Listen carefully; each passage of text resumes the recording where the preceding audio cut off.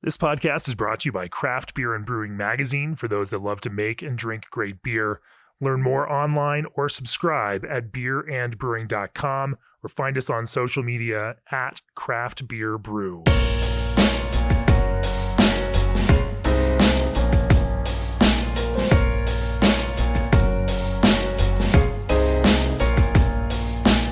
It's podcast episode 273. In this Best in Beer Critics List episode, I talked to 5 outstanding talents in the world of beer writing and journalism and get their favorite beers of the past year, along with their hot takes and, of course, the beer styles they are most excited about right now. Joining us again for this episode are Craft Beer and Brewing contributing editor Kate Bernat, noted author and monthly Brewing Industry Guide correspondent Stan Hieronymus, the always hilarious blogger and podcaster Alex Kidd. Joining us for the first time, New York-based beer writer Courtney Eisman.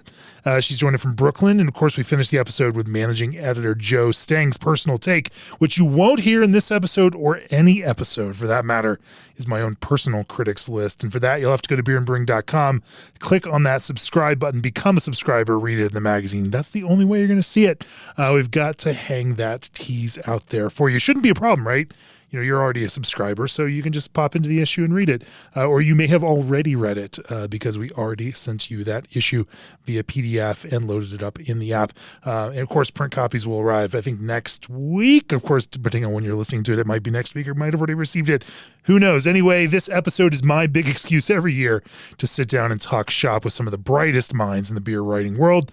It's, of course, a fascinating look at how folks who spend their days surveying the craft beer landscape are thinking about what's happening in beer right now. We'll kick things off with Kate, but first, AccuBrew is an analytical tool designed to collect and compare the information brewers need to produce consistent results and continuously improve the process of fermentation. AccuBrew is more than a progress bar and early warning system. It's an ever-evolving piece of technology tailored to you and your process. Save time and turn tanks faster. Monitor and compare batch processes in real time, enter notes, set custom reminders and temperature alerts, and detect process issues before a batch is ruined. Quality, consistency, and confidence, that is what AccuBrew delivers. Visit accubrew.io today for a no-obligation 90-day trial. Also, this episode is sponsored by CanCraft and BSG. Need cans? CanCraft has you covered. Get blank, sleeved, and printed aluminum beverage cans with low minimums, plus full-service support from design through delivery. No matter the size of your business, CanCraft's design and aluminum specialists are here to help guide you every step of the way. Visit bsgcraftbrewing.com/CanCraft for your complete packaging solution. For this first Critics List segment, we're joined by Kate Bernat, contributing editor for Craft Beer and Brewing and the Brewing Industry Guide. Kate, this is old hat for you. You've been doing this a number of years now since we started doing this podcast episode. But the pressure is still there. The pressure is so real.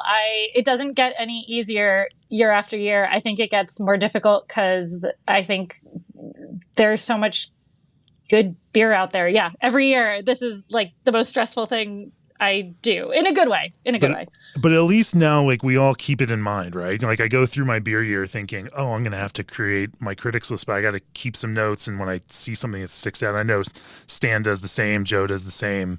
Yeah. Alex just consumes everything, and I have no idea what his process is. We'll dig into that later. And through this, I thought it was interesting because some beers that showed up on your personal critics list were beers that were also submitted for our Best in Beer issue, and so they were familiar to me because we had tasted them, even though you were supposed to be a part of that tasting, and then then 2022 got in the way. Man, I had my flights booked. I had the whole thing, looking forward to it. We're going to taste the best beers of the year. Like, I look forward to that, obviously, for months.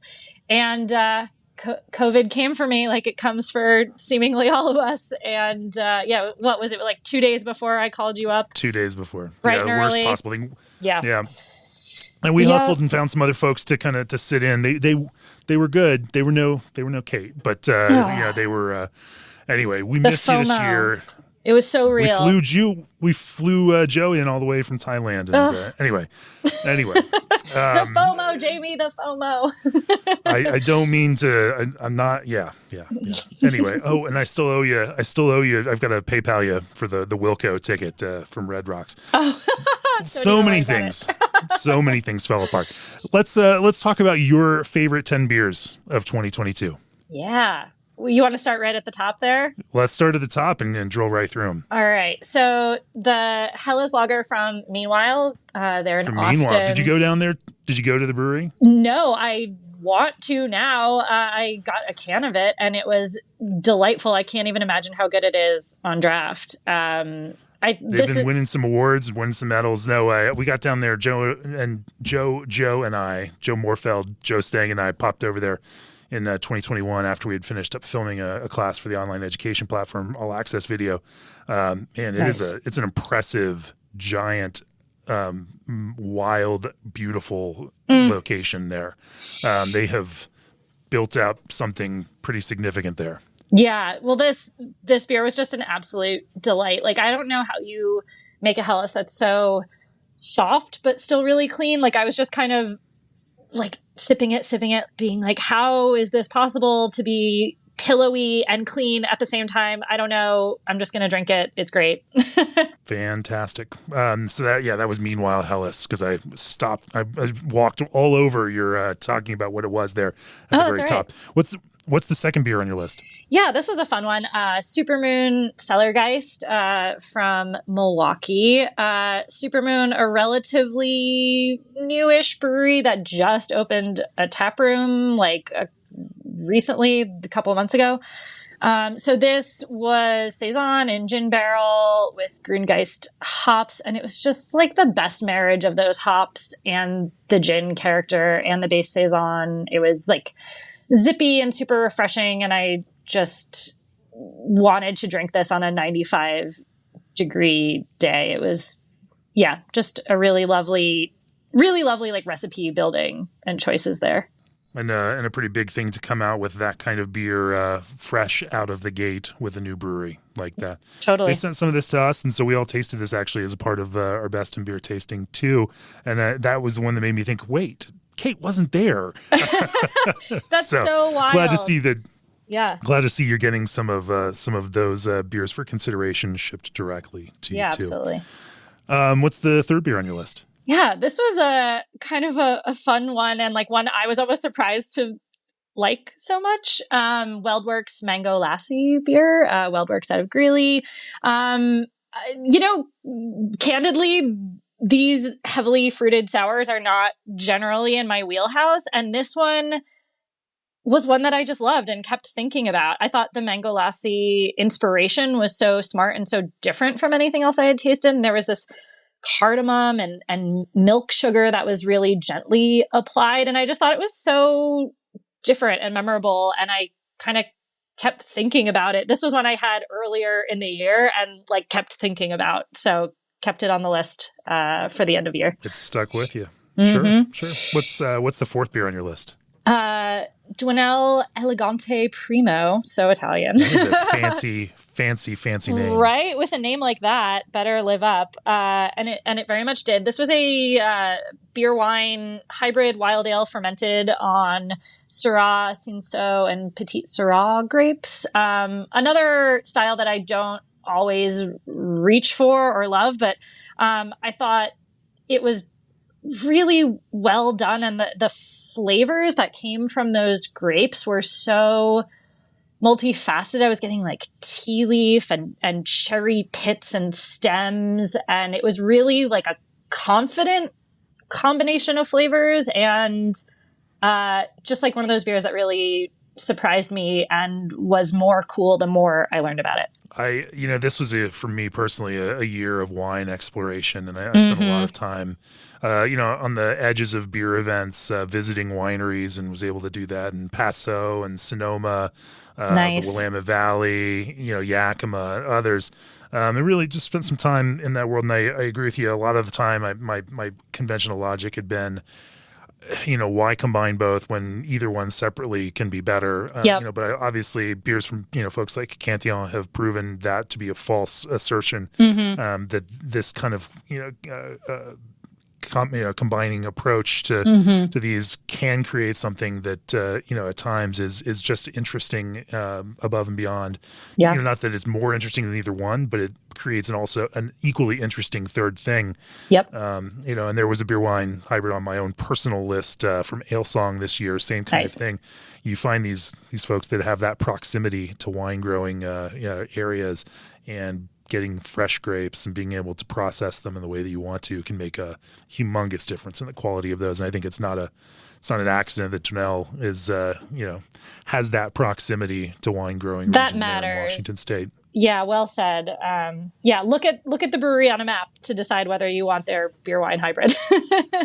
And it's not to say that you can't if you're not within that kind of proximity, but I would say that there's definitely some correlation there that would between that proximity and and that access to quality grapes. Yeah. Nonetheless, what's the next beer on your list? Now for something completely different. Art History Hop Leaf Dark Lager. So this is a house beer for legendary Belgian bar, the Hop Leaf in Chicago. I had this when I was in Chicago on a rainy day. It was pouring, and I ducked into Hop Leaf for some frites, and I had not had these house beers from Art History, legendary veteran Chicago brewer Greg Brown, and it was just like the perfect house beer, and also I was drinking it on a wet, miserable day, but it was cozy and the kind of beer that you can have like 6 of in a row.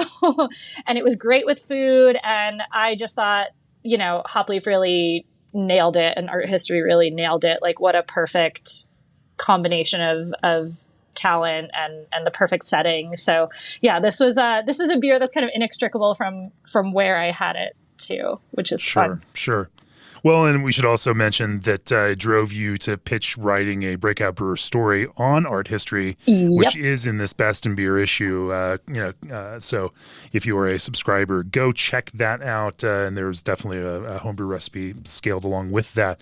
Art History, is a funny one. I met Tom and Cindy before they launched the brewery. They actually came to one of our brewery accelerators years ago.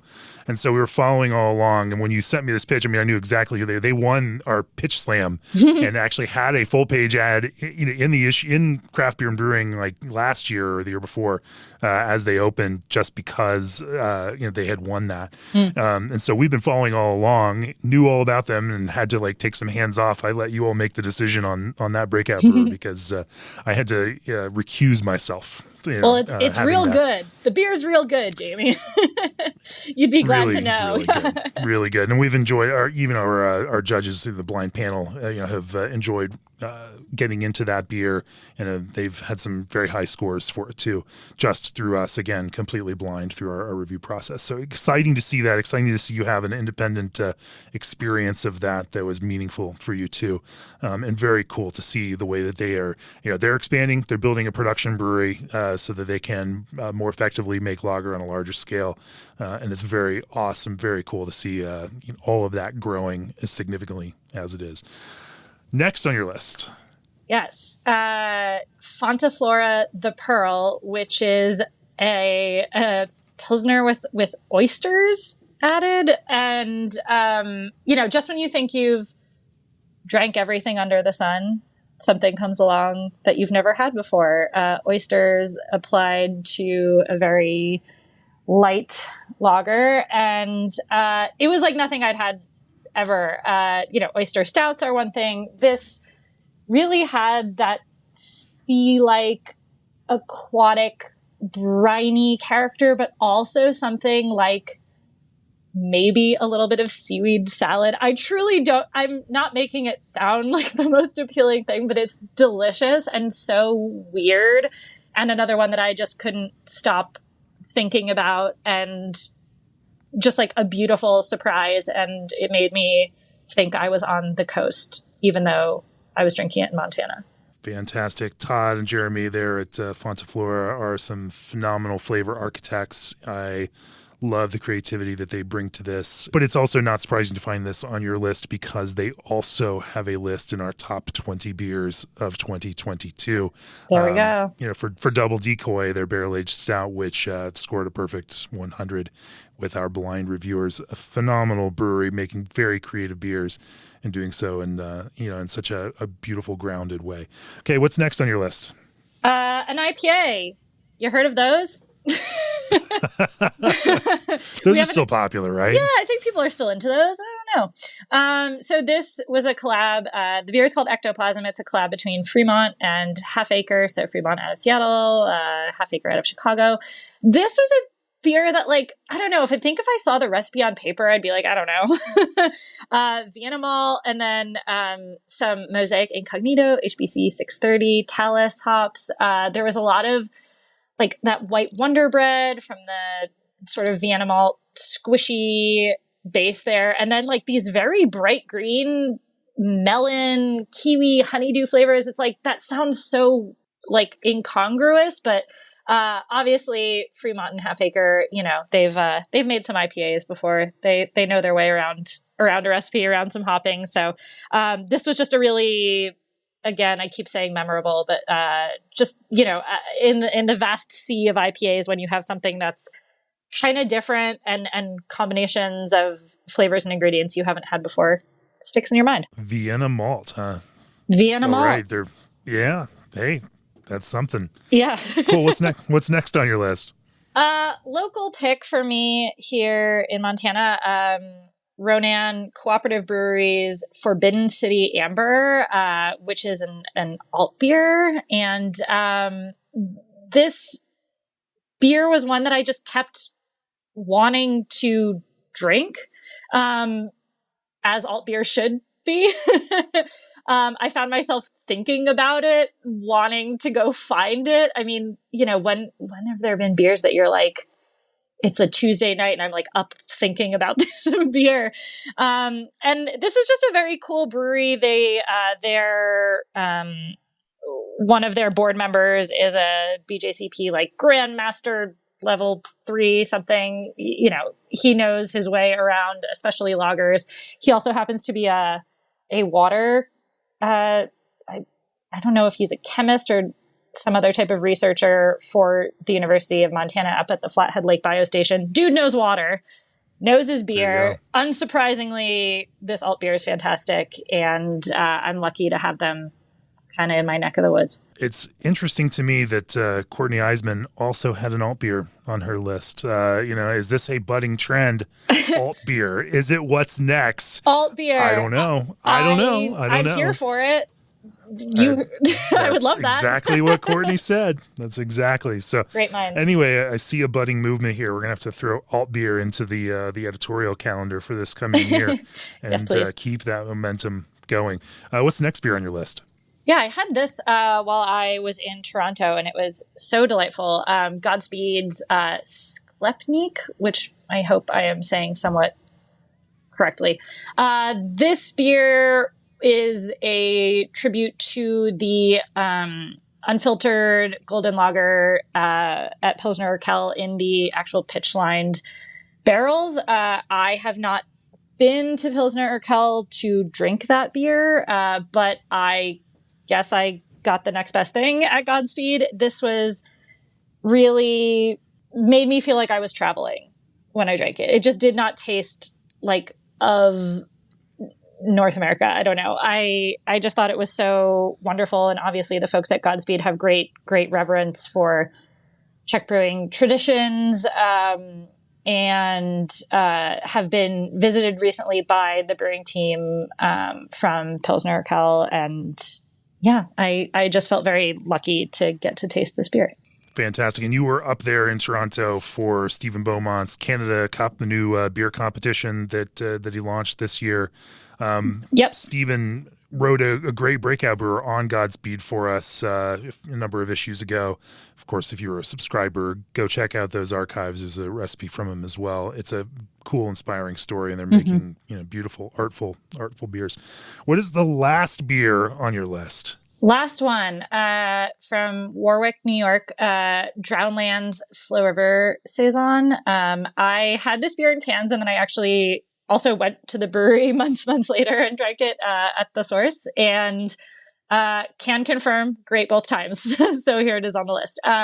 There's rye, wheat, oats, and Pilsner malt, as well as Saaz and crystal hops that are grown in New York, foeder aged, house Saison yeast. There's a lot. I feel like this is how I like my Saisons. Like I can pick them apart and try to find the rye and try to taste like the terroir of these New York grown hops, or you can just think about how refreshing and delicious it is and not be in your head. This is the kind of beer that I really like to drink. So this one was just a beer after my own heart, I guess.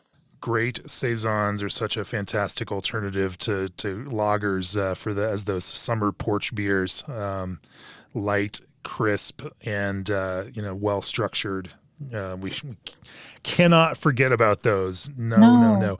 Drownlands has been sending us a bunch of beer. It's been nice to explore that brewery and get to know some of their beer more than I had in the past. Yeah. Very cool. So, personal hot take.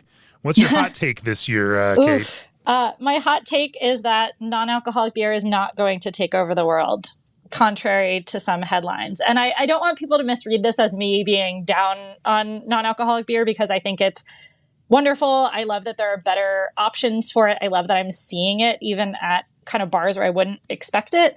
I love it. I just think it's a sliver of the market. I don't think it's going to take over beer aisles anytime soon. I'm glad it exists, but I think we can temper our expectations for it, is my hot take. I agree with you there. I mean, I love that they can direct ship it now, because it's a non-alcoholic product, so people have access to it. You can get on your own subscription program for it if you really want to. All of those things are cool, but I agree. It's still a fairly niche thing, and I think for most of us that drink a lot of beer and are looking for ways to drink less, when I'm not drinking beer, I'm also trying to find ways to not consume even those 40 or 50 calories of that thing. Totally. And, and so those hopped seltzers become the thing that I go for, because 0 calories is better than 50 in that scenario. But, having said that, I think it's, it's great for whether the people are choosing it for lifestyle reasons or, whatever that might be, that leads them to non-alcoholic beer, or just want to keep the night going, even though they have to drive home and, want a reason to hang. There's a lot of great use cases for it, but I think you're right. It's not the next big thing, and it's not going to light the world on fire. Yeah. So what is a beer style you're excited to see growing? Yeah. Fruit beers, I say that generally because I think whether it's fruited sours, fruited wheat beers, I think these get kind of a bad rap sometimes as being training wheels beers, or what you used to drink in college before you liked beer or whatever. These appeal to a massive range of people who don't like other beer flavors, right? And I feel like when I look at national sales data, and when I just look around at what people are drinking when I'm out in the world and out at backyards and things like that, a lot of fruit beers, man. And I think it's great because they are flavorful. They can, depending on, the fruits they're using, show a sense of place or season. They obviously take skill to do well. And I personally like them. So, I think they're a nice reach across to people who think they don't like other beer flavors. Or even if you do, who's mad about a good fruit beer? Not me. 100%. And I think, especially as breweries become these third spaces in many communities, these places where, they are the neighborhood pub in a lot of places, the places where people gather, having that broader range, looking at it from that perspective, having that broader range of things that people can engage in helps continue to define that breweries as that kind of place within communities. And so, there is certainly something to be said for singularly focused breweries that just make one thing. Those are awesome also, but I am glad that these kinds of beers exist in a context for people to engage with craft brewery brands, in this kind of wide-ranging way. And so, and I, of course, much rather them engage with craft brewery brands than with brands from the RTD sector, the wine world. Sure. Rather, nothing against those products. Those those companies can be great.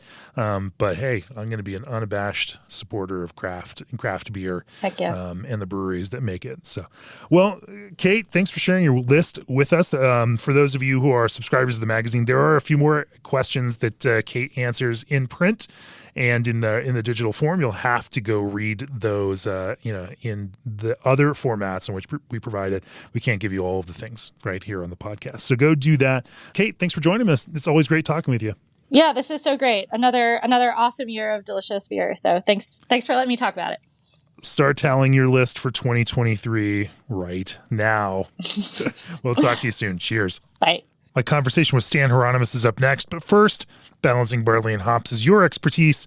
Food-grade lubricants is theirs. When it comes to what you do, you're the expert, and when it comes to supplying food-grade lubricants backed by service-oriented professionals, Clarion Lubricants are the experts. They'll work with you to create an efficient lubrication program that helps protect your operation. To learn more, visit clarionlubricants.com/foodgrade. Clarion Lubricants, the experts that experts trust. Next up, we have Stan Hieronymus, author of a whole bunch of books. I mean, everybody knows who Stan Hieronymus is, so do I really need to introduce you that tightly? Stan has been writing critics lists since we started doing critics lists for this magazine. In fact, there's three of us, you, Alex Kidd, and me, who have been in every one of these that we've done so far, which is, I think this is your number 6. I can't believe you guys still put up with me, but thank you. In fact, we just kind of kept inviting you and then kept adding things to it. And even this year, Stan and Joe sang, and it was supposed to be Kate, even though she, due to COVID, was unable to come and join for our best in beer tasting for our editors' picks, our top 20. But you were an integral part of determining our top 20 beers of 2022 through a couple of days of judging here in the office. It was very tough, but thanks. Very, very tough. We're actually recording this segment in the back of Fritz Family Brewers down in Niwot because it's pretty much halfway between where you and I both live. And it seems like a great place to drink some lager and talk about your critics list. And we're going to do that right now. Stan, let's talk through your top 10 beers of 2022. What's first on your list? Cannonball Creek, any of the alpha beers. So the alpha beers are a rotating IPA, generally with a new hop variety. They're going to be focused. Cannonball Creek has this crazy little streak where they've been winning at every GABF since they've opened and every World Beer Cup since they opened. They got a big reputation for their hoppy beers. They've missed one World Beer Cup, but they have not missed a GABF. Ooh. Sorry about that. I don't mean to fact check you. That's but fine. I did do that research because, and thank goodness they won in the 2022 GABF because we had posted that podcast right before that, and I did not want to be the one to jinx them on it. And it was not an IPA, which points out that you can go in and order beers other than IPA, which I do one time in 10. So the alpha beer, if they got an alpha beer on, drink the alpha beer. In all fairness, you actually pointed Joe and me there right before, because we all went to Wilco at Red Rocks, back the Wednesday after we finished our best in beer tasting, and so we're Joe and I were gonna let's go grab some beers before we go to Red Rocks, and Cannonball Creek and Golden is right there. You got to try this specific Project Alpha because I just had it yesterday, and then we got there and it had already kicked. It was already gone. Thankfully, they had a 1019 special IPA. But I'll tell you, their Mindbender IPA, it was the best thing there. I mean, it was just even their core beers, quote unquote cores, they're spectacular. That's always my second beer there, Mindbender. Fair enough. So try their Project Alpha, then order their Mindbender, and realize that whatever they're doing, they've found some special juju. Find somebody to drive you home and have the Vienna as well. Perfect. What's the second beer on your list? Terrace Bulba from De La Seine. Such a safe choice, Stan. So safe. But you haven't had it when you're waiting to go to Jazz Fest in New Orleans and you stop at the grocery store so you can have a stand-in-line beer, and that is your stand-in-line beer. We've been going to Jazz Fest since 1990, at least 18 times, and this was the best Jazz Fest beer ever. There it was. And then when you went back for more, and it was already sold out. So some other Jazz Festers were on to your trick there. It's a smart crowd. For sure. What's the third beer on your list? The Ex Novo, where the mild things are, from Corrales, New Mexico. This brewery was built after we moved from Corrales. It was it's built a mile from our old house. It's just a really nice place to visit. And the mild was exceptional with some really nice spicy sweet potato tots, and then a variety of chilies on top. Perfect pairing. Fantastic. What's next on your list? Number 4. The Hogshead Chinwag, but of course the important part of that is how it was served. So not too far from where we are right now, Primitive Brewing, which is south of Longmont, hosted a hot beer festival where, they had special pokers that were warmed up. We got there a little bit late, so they were down to 2 beers. Daria, my wife, had 1, and I had the Hogshead beer, which was on cask. When you stick the hot poker in that, it steams up, and you've got it. It looks a little bit like a Czech milk beer, but just phenomenal nose. And then when you're done with it, it's still one of the best cask beers you can buy in the United States. Fantastic. And, in a funny little small world experience, as we were getting ready to record this little podcast episode, Brandon Bolt walked in for a beer, Brandon from Primitive. And, it was a fun little moment there. So that, and this year's Hot Beer Fest is December 17 for those of you who are planning a trip to Colorado. All right, it's on my calendar. What's the next beer on your list? The Hop Farm Brewing with Friends Zachary, and it's a Saison. I drink a lot of Saisons. Jamie has me actually keeping track of how many of each style I drink, and I drink more IPAs than anything, shocker. Then Pilsners, then Saison. It's this list that has you keeping track, such fine track of all of the beers. And I love it because you'll even come to me now, even after judging some beer for the magazine, be like, I think this one's really a 39. Yeah. This one's a 38. Yeah. Yeah. You've internalized our judging scale. And so in the case of this, that means that the beers I'm most disappointed with that I drink are IPAs, Pilsners, and Saisons. This one totally doesn't. Everything you expect in a Saison, it has this bright fruitiness, super clean, and really complex pepper element. That sounds sort of goofy, but that's what the yeast brings to the party. It's a fun one. I noticed that both you and Joe have been talking a lot about Pittsburgh breweries as a result of going to HomebrewCon. And it's so interesting that just something as simple as a national event like that, being hosted in that, just opens up even our broader kind of editorial world to brewers that we otherwise might not necessarily have on that kind of radar. True. Yeah. What's next on the list? The Tropel, and I will actually translate the rest of the beer, which is called What's for Dessert.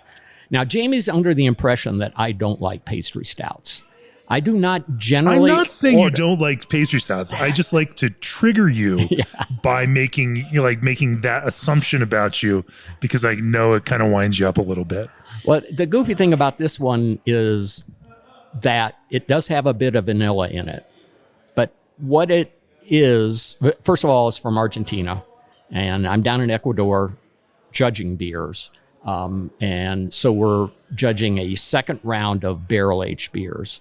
And that's in a stretch where, in the course of 6 weeks, I judge maybe 60 barrel-aged beers, which means that's 59 of them were very strong beers aged in bourbon barrels.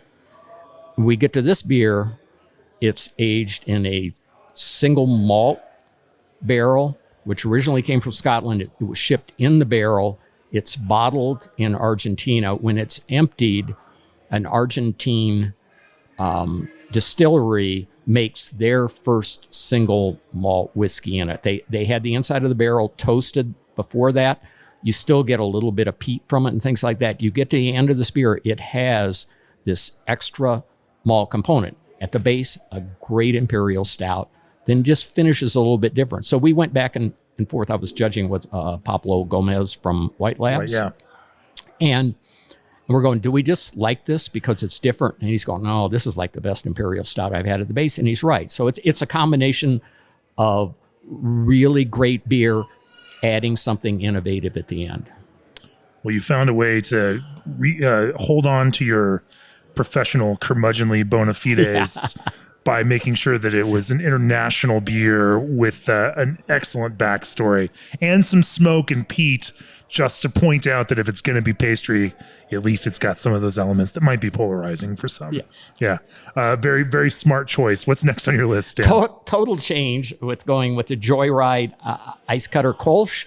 And I would simply say that the World Beer Cup judges are right when they give this a gold. And they weren't even on the rooftop patio at Joyride, which is a wonderful place to be on a Friday afternoon about rush hour. And you watch all these people stopped in traffic going both ways. And you go, suckers, I'm up here drinking this Kolsch.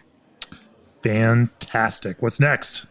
Live Oak Grodziski, we know why that's here. Again. It's not again, though. It hasn't been here in 2 years. I got to check that number, 876 days between having this beer. I could ask them to send it to me, but I want to go buy the beer and have the beer. And I did. And there's a chance at that point you're going to go, this is overhyped. It's really not this good. It's this good. It's a funny one. Every brewer that sends us a Grodziska, I just think of you now. And I think maybe this is the year that I can get him to send some to Stan, and he will replace Live Oak Grodziska with this other beer.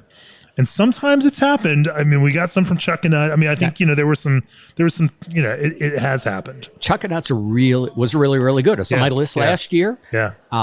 And as they expand, they're talking about making it more often. And that's just one more reason to go to Bellingham. Yeah, Courtney Eisman has a Grodziska on her list from the Northeast.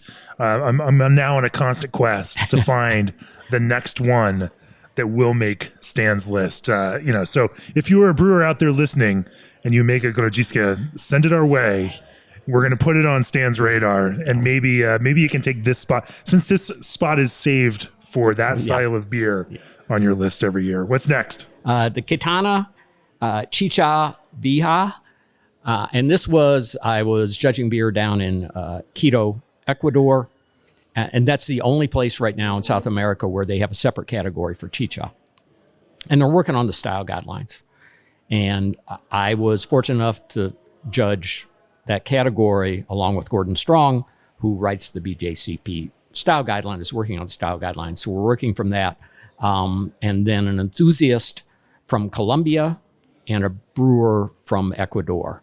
For us, that was great. If you've ever judged with Gordon, you realize he goes really fast. We did not go fast. We talked about these beers, what makes them unique. We had one, and I'm going, okay, so this is this amount of sour, right? We're at Flanders Red. And Sebastian from Colombia says, yep, it's okay. So I learned something. It was fantastic educational experience. So the Kitana Brewery entered the same beer that won Best of Show last year, called Fandango. It's really good. We give it a high score. It got a gold medal. It was on the Best of Show table. It didn't win Best of Show. The next day, we went to the brewery, and we had a barrel-aged chicha. So you rethink everything that you've heard about chicha, and you realize they are modernizing it. It still has a corn base. It has Andean spices, doesn't necessarily have any hops, and then this is aged with a mixed fermentation in a barrel. I'm there with Phil Markowski. I don't have to say anything else other than Phil Markowski. And he looks over and he says, right now we could be, and fill in the blank, like in Belgium, drinking goose. It was that complex, that wonderful. Oh, what's the last beer on your list? Another one of my favorite breweries, and that's Scratch Brewing in Southern Illinois. Another one of my favorite breweries. So Maypop, which is made with the fruit is actually Maypop, which is a passion fruit, but a passion fruit that grows in the United States. So not quite the same passion fruit. They harvest it at the end of a season, and then it spends a long time maturing. So we happen to be there in last February and bought bottles then. And it just, it's wonderfully fruity and tart, but different. And then, of course, it has that terrific, their house culture when they let it go to wild. What a phenomenal brewery. One of my favorite in the entire world. They had been harvesting some of that when I was there in October last year. Just hand harvesting because their fruits they've been growing even around on their place. They've taken them and so I'd love to be there and work it out in the summer when you're actually growing over the top of you because it's also a beautiful flower. Yeah. And so we were watching them processing it, and they were, hand processing these, and then, of course, freezing them to get them ready for the beer. But what a fun kind of cycle of that. The rhythm that they've built in the brewery, even from things like the way that they operate the bread and pizza oven to like brewing with each of those seasons. I mean, it really is such a beautiful, inspiring thing. I don't know that. I mean, really honest, I don't know there's another brewery in America that I have been that just enwrapped with, like that you go there and the experience of that place. I mean, it's so special. Yeah. Everyone, if you love beer and you love that kind of creative approach to it, I mean, it should be on your list. Yeah. It's a hard place to get to for a lot of people. Totally worth it for everybody. All right. What's your personal hot take this year, Stan? That wet hop beers are at their best when they are brewed with multiple varieties and they need to be dry hopped. And Single Hill has totally influenced me. I agree. But a Cloudburst, which Steve will go down and he's going to do his first edition with a wet hop, but he recognizes that, dry hop it with something else. It adds complexity. I say that, and I've had some great single hop, fresh hop beers this year. I went to Yakima later than I do usually, which means there were fresh hop beers available. The Luminosa from Fort George, totally killer beer. Yeah. So those are really outstanding. But you look at, now Pint House has multiple winners in the fresh hop category, and those are definitely multi-hop beers. You can have an excellent to great beer. Or the winner this year at GABF is a single hop beer, sort of single hop, is Simcoe from two different fields. They can be phenomenal, but the ones that are dry hopped, like Single Hills, are double phenomenal. Is it fair to call it a wet hop beer or a fresh hop beer if you're using dry hops from the previous season that have been pelletized? They call them fresh, and they are fresh. What is everybody's favorite IPA now, if you look at Instagram? It's Celebration. Celebration, of People course. are going, I'm going to get to us. Celebration is freshly dried. It isn't going into the kettle wet. And wet is okay. I think the big part is it's really hard to use multiple varieties when you're doing wet. I agree with you, but I also think that there's something special with the way that, in particular, Washington and some Oregon breweries are approaching fresh hop beers. If you have an idea about what these beers are in your head, you should really go out there towards the end of harvest so you can see a little bit of the harvest, but also taste some of these beers that have already gone through the process and already brewed. Because whether it's Single Hill or Varietal or Cloudburst or a Burke Gilman or Grains of Wrath or any of these guys that have this really close and tight access to where they can drive to farms and are driving back, and they're caring about building beautiful hop forward fresh hop beers.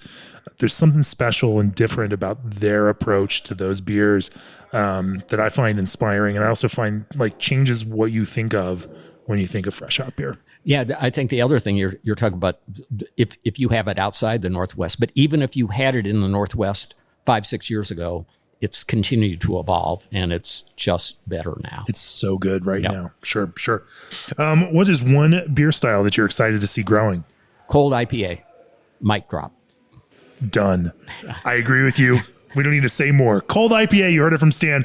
Stan, thanks for joining me for this Critics List segment of the podcast. As always, it's phenomenal. Having you be a part of what we do. For those of you who are All Access BIG subscribers, you read Stan's All Access Hops story every single month. We're putting in a lot of work to make sure that you have the best information in the most timely way.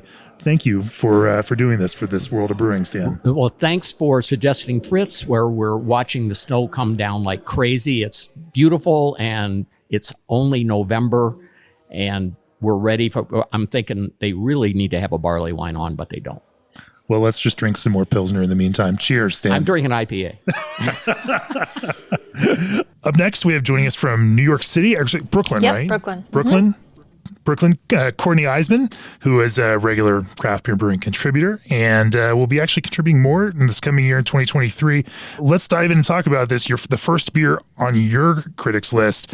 You just kind of shot across the bow with a smoked beer to kick everything off in a giant. This is how it's going to be this year.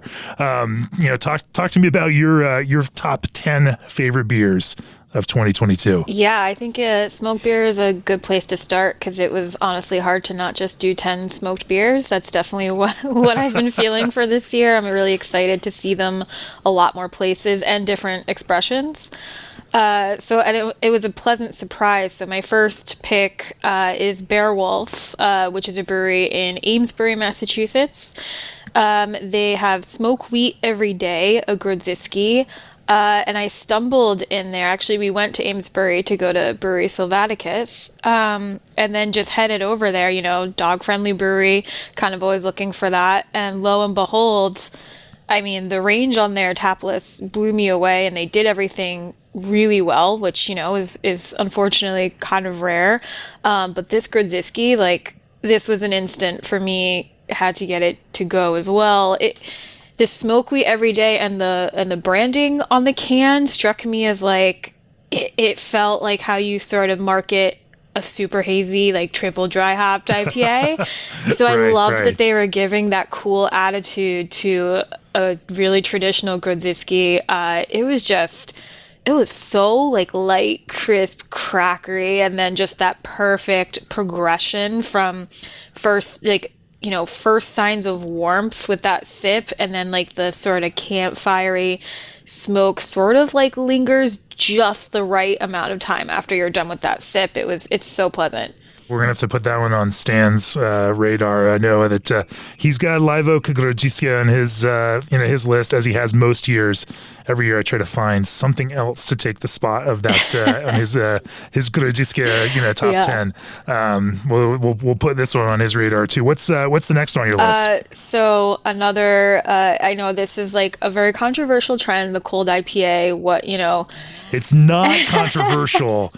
Cold IPA is awesome, and more people should love it. Well, and what we're calling it, and what. So I am team that it's not just an IPL. I love the cold IPA a lot, and what I got to, being in the Northeast, I had to put on a San Diego brewery here because it was really in a West Coast trip where I got to dive deep into how cold IPAs are being done right now.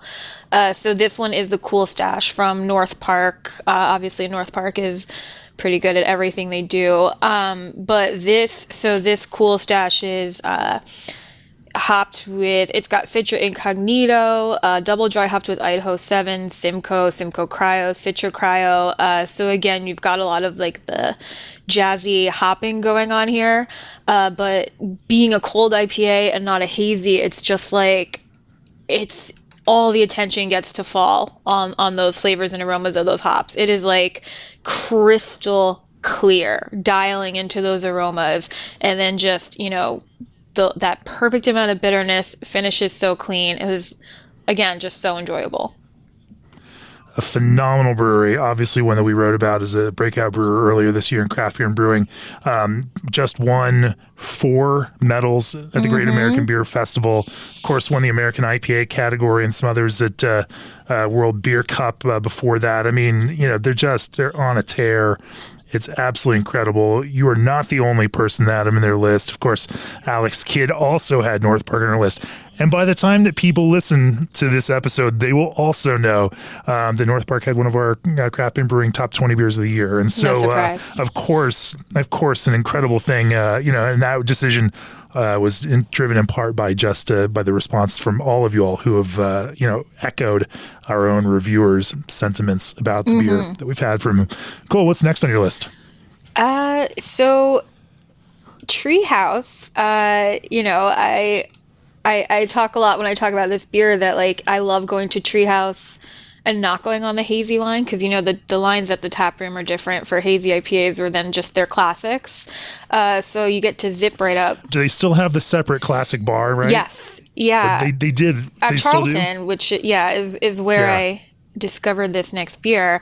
So it's great because you zip right up and get to actually talk a little bit about these beers with, who's tending bar.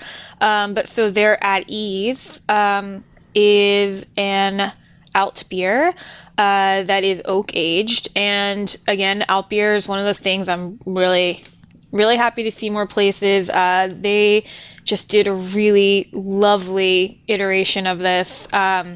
It's got that like crusty brown bread vibe that like is in a really good version, I think. But like, never too heavy because it's got that nice, easy drinking bitterness.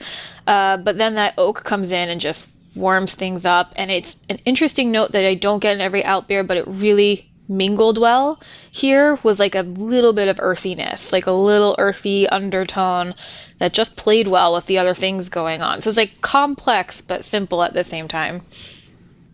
A little bit of classic and a little bit of new school, obviously, with a little bit of that wood aging in there to kind of round it all out. Very cool. The next one on your list comes from a brewery that you actually sent me to last week for a podcast, Wild East Brewing. Also in then Gowanus, Brooklyn.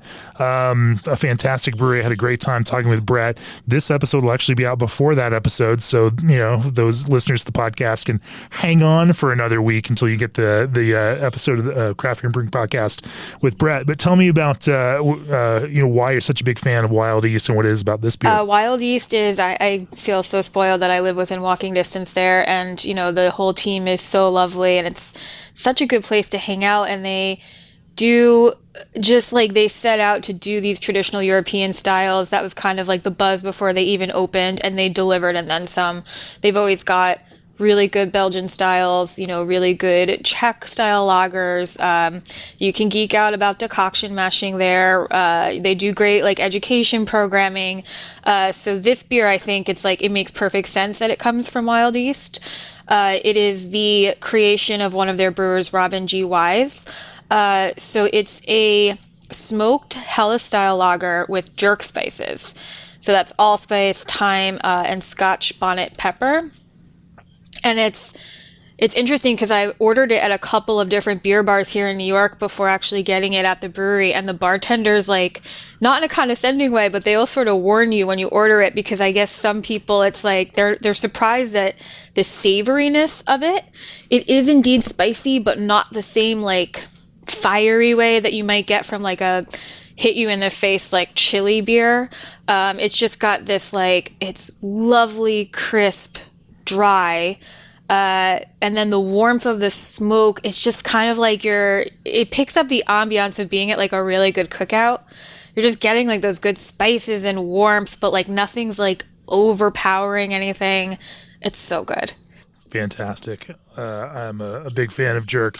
It's my parents' secret ingredient from the early days in hamburger was always pick pepper sauce. And I'm surprised at how many people aren't familiar with that. But that kind of, Jamaican spice approach is fantastic. Love it. Love it. Love it. What's next on your list? So this one's really straightforward. I got to brew Carré in New Orleans this year, and It was, I went in the middle of the summer to New Orleans, which, you really are looking for something super refreshing, especially sitting outside on a patio.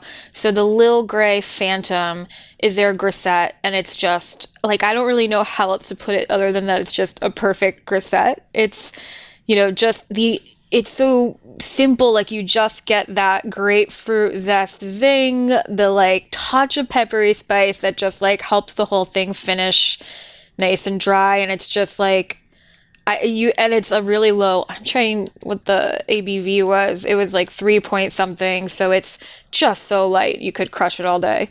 Reminds you that lagers are not the only dry, small, light beers that are perfect for those kinds of warm temperatures. Exactly. That's fantastic. Yeah. What's next? So this is actually a complete opposite end of the spectrum, like as extreme as you can be. So this is Bridge and Tunnel Brewery, is a brewery back here in New York. It's in Queens, and they have the Big Gavone. So it's a rainbow cookie stout. And I actually always order one of these when I see them, even though I'm not a huge stout drinker, but I am a big rainbow cookie fan. And most of the time I don't feel like, they're being accomplished the best. You're not getting sort of the right balance of flavors. You're getting mostly just chocolate, or they're like just so cloyingly sweet. You have one sip and, that's absolutely enough. This was just like absolutely drinking a rainbow cookie, and it was the importance of getting that balance from the tart raspberry, and then you're also definitely getting that almond flavor.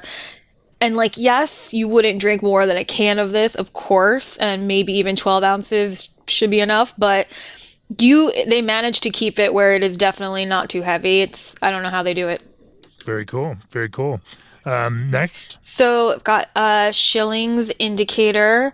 No, Schilling is not a hot take to put on a best of list, but their Foeder aged Doppelbock is just, again, I'm hitting balance really hard. It's like a little bit indulgent, but not too much, not too heavy. We're getting the richness of the Doppelbock, the vanilla and caramel. There's definitely some nice dark dried fruit jamminess going on there, but there's like a tiny bit of alcohol warmth, at least in the one I was drinking, that sort of also helped cut through the richness. And again, dry finish, keeping everything, out without sort of going too far into any one direction. Fantastic. What's next? So this other half. You're sticking with the Brooklyn theme. Yeah. So other half, I've got their all Rawaka everything. This is obviously when you do just want to lean into the biggest, hoppiest hazy IPA. Other half is obviously a no-brainer for a lot of those times. And, I have fatigue in this category, but the all Rawaka everything was one that was able to still surprise me. And it was the first time that I had a single hop IPA using Rawaka. So that was a really lovely introduction to that hop. It is just, sometimes I think these like candy terms get thrown around with IPAs, and it's like, are you really getting that? Or are you just are you using thesaurus.com for different fruit flavors depending on the beer? And this one I'm like, oh, I am truly getting, like a sour raspberry gummy, definitely getting that like sugar sprinkled grapefruit vibe. It was just like a really complex flavor that they executed well.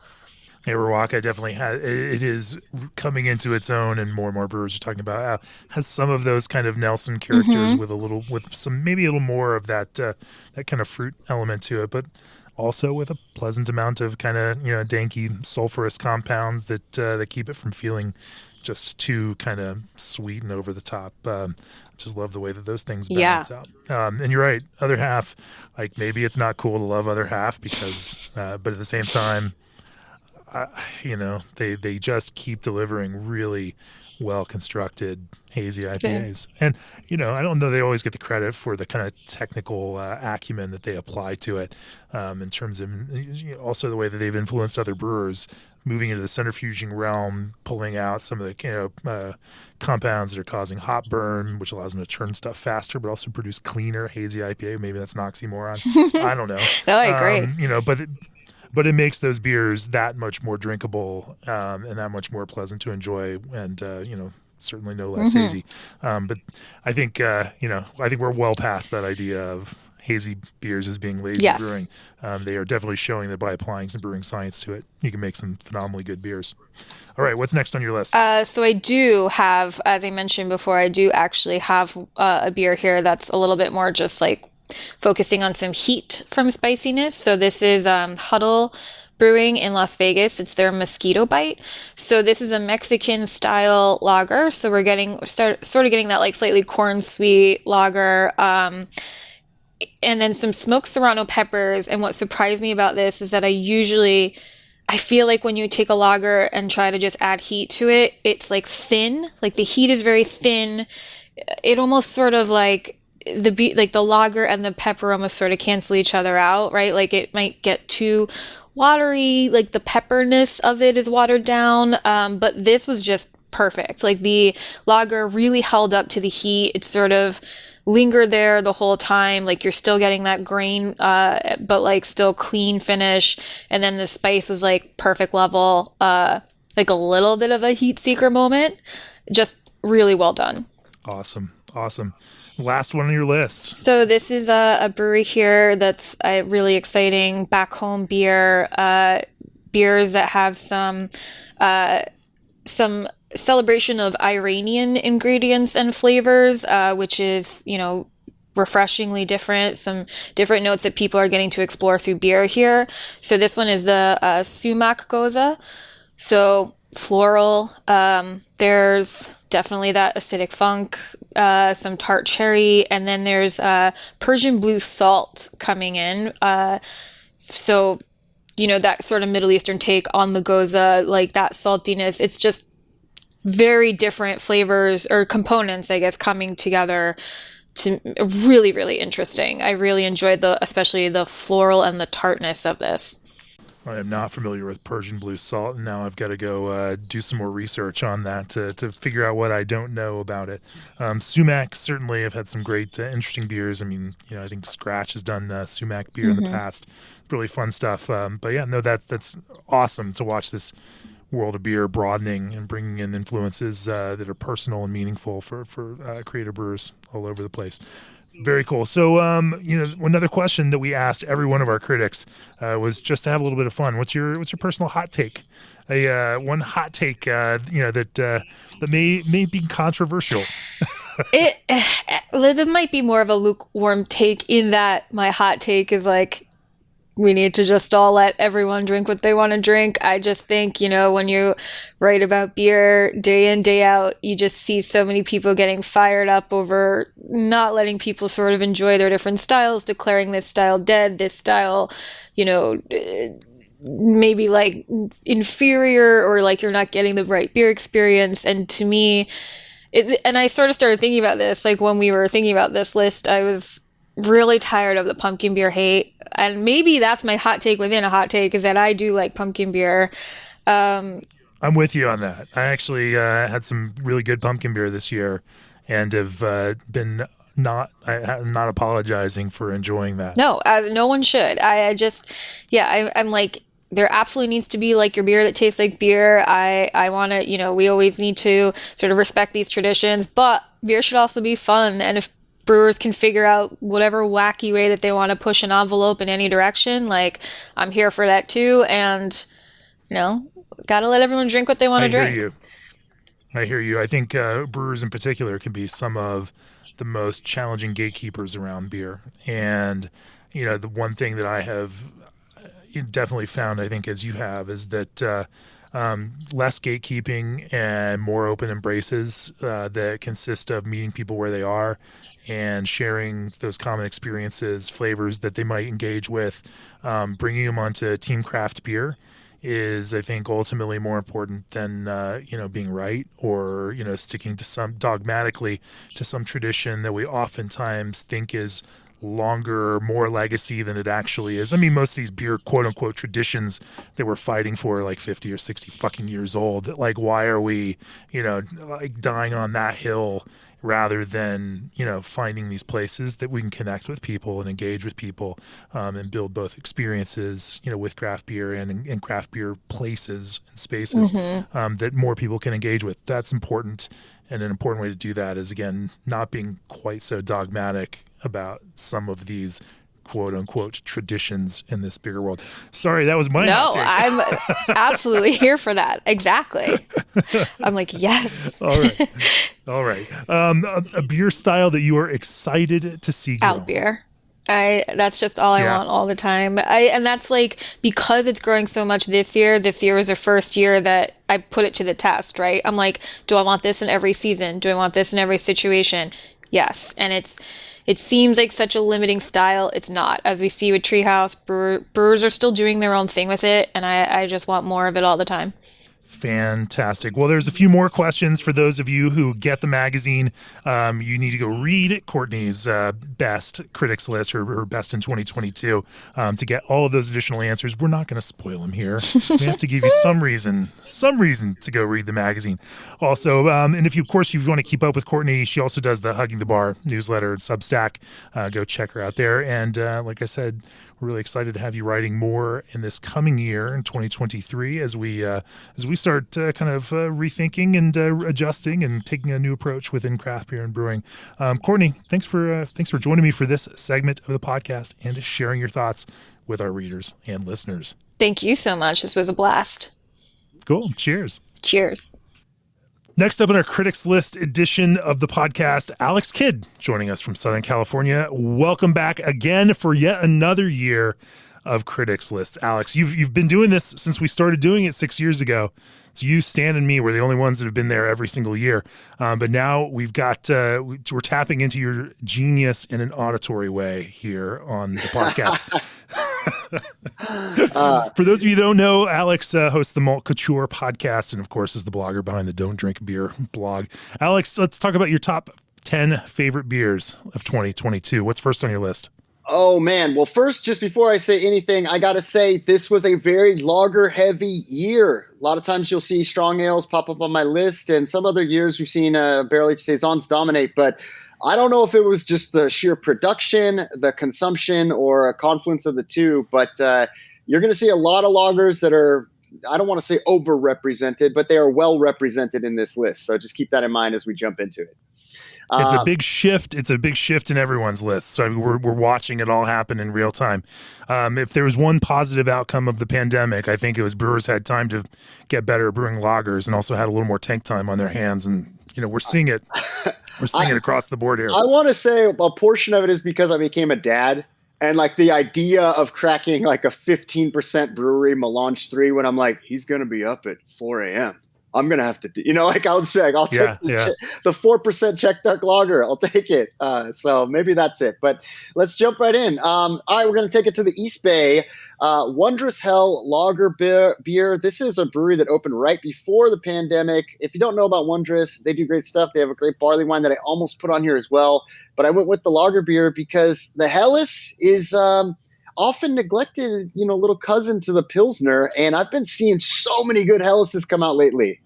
And this particular one, I really enjoyed it because it had this kind of like quiet quality to it where you could just drink it and it's suddenly gone. Like beers that have this silent sniper quality that disappear are something that often aren't focused on in certainly not in the Untapped world or the backyard bottle shares. But those things that can structure an experience instead of dominate it, I love it. And this is one of them. Fantastic. What's next on your list? We're still in the East Bay. We're just we're working our way. We're working our way across the bay, the peninsula. Cellar Maker works in days. Connor and the squad at Cellar Maker have been doing everything from pizzas to diversifying their profile. Some of you guys would probably know them best for their hazy game and perhaps their saisons, but they came out just swinging with barley wine after barley wine in 2022, and this one is the best one of them all. It is really, really strange and interesting and compelling. It's dry without being like sugar driven, and it's just got an amazing cask profile that shows that they've got a lot of range in their catalog. And so it's cool to see Cellar Maker just really reaching out and doing more and more interesting stuff. Pale ale, and barley wine. I was actually emailing with Connor 2 days ago, and he's like, because our next issue we're taking in reviews, and two of the styles are barley wine and pale ale. He's like, that's pretty much our brewing in a nutshell. Yeah. And but interesting to see that it's not as if barley wine is lighting up the sales charts these days. It's definitely something that they do as a labor of love. Yeah. What's next up on your list? We're jumping across the country and we're going to Connecticut, Fox Farm. Now, Fox Farm is one of these breweries that they do everything so well that I had to sit and think about which one was the most compelling or interesting. Just because when I get those cans in my mail, they instantly go in the fridge and they get destroyed. But the one that I really thought was so compelling was the alt beer, Stet. And first of all, a lot of people have never even had an alt beer at all. This sometimes can get conflated with ambers, or it can get swept into all kinds of different penumbras of other Venn diagrams. And I think that this stands on its own because it's so historically accurate for being an American example of it.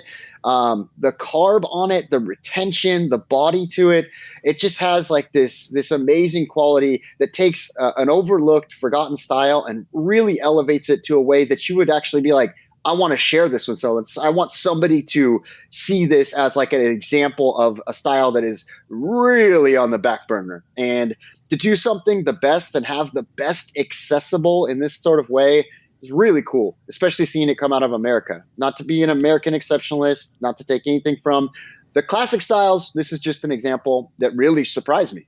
Absolutely love Fox Farm. Obviously, we've done a number of things with them over the years, and but also cool to see alt beer. You're not the only critic this year. Courtney Eisman also. She's heavy on the alt beer tip, and so and even I think Kay Bernat had an alt beer in her list too. I don't know what's happening here, but you are independently arriving at the same conclusion all at once. There's something cosmic is really happening here. I think Munich is in Gatorade, so we're all aligning. There you go. What's next on your list? Number 4. We're going to Wax Wings. Shout out to everyone in the Mitten from Michigan. This is a little operation that has been silently turning out strong ales that have been very compelling. This was the first thing that I had that really made people were in my inbox. They said, listen, you got to find out about, there was this whole release thing and everybody was clamoring for this barley wine from this tiny place in Kalamazoo. And, most people think Bell's, they're thinking, different breweries. And so I said, I got to go find out who these guys are. This is the first thing I ever tried from them. And it just came out straight to the top with a bullet. And I drink a lot of barley wines. We even put it on Malt Couture. And even my co-host Michael and Steven were like, wow, who are these guys? Coming out of nowhere, making something this compelling. It was really fantastic to see. Really kind of marrying the two different realms of barrel-aged barley wine, getting the prune and the fig, but also getting that confectionery toffee and score bar. Pulling those two together is very difficult, and this beer really did it very well. Fantastic. Now you stay in that kind of middle of the country with your next pick. That's right. We're going to Iowa, and there's a lot of hype stout breweries in Iowa. You got Pulpit Rock, you got Toppling Goliath, but people sleep on Des Moines. They stay focused in Decorah, But, I think that Lua Brewing has been doing some fantastic stuff. Zach Dunbar has a great pedigree from the Midwest doing things. And they came out, and I knew them for their stouts. And their stouts are good. They do great examples of that. But one of the things that really piqued my interest, I was put onto this Joe Wells from Fair State Brewing. He was like, you got to try this Morning Light. And I looked at it on paper and I was like, 3.3%? Like what?